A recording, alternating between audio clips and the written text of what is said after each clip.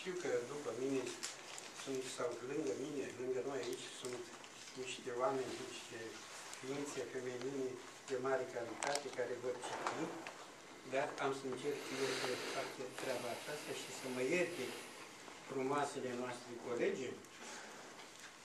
Ia uite. Are aici chiar în primul sonet, iată, este un sonet care e aproape definiția sonetului, iată. Stihuitor avit, dezmierd sonetul, precum ierul strugurii în mână, cu tresărirea sacră și păgână, când dibuie dulceața și buchetul.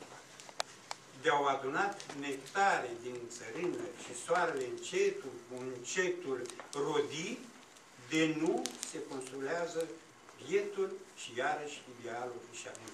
Tu, care sorbi acordurile pure, nu te grăbi beția să te fure. Degustă-le ca vinurile în cramă.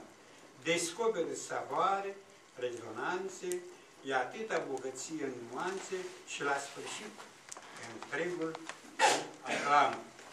Tu, care sorbi acordurile pure. Bravo, maestre!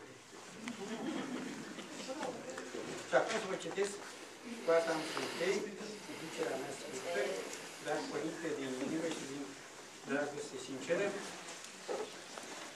Iată, sonetul acela care spuneam că vine din Eminescu, dar nu numai, vine din harul său și din natura aceasta frumoasă. Este vorba despre o noapte cu lună. Spune așa, mireasa, tandru, frena și-o aruncă, din diapane pânze argintii, ce se deschid sub falduri, ferii, din vârf de munte până jos în luncă. Trec regii cerbi în orele târzii, boncăluind, sparg linșa adâncă, pădurea se animă la poruncă, adăpostind nocturne fantezii. O sacie pretoasă se înclină în lacul cu oglinda cristalină, vezi luna, o cadână din serai. Doar cât un nor cu aripa străvezie, filtrează ca mânat de gelozie imaginile astronomice. Așa că Eminescu, sigur că da. Te felicit, maestre, de sănătate.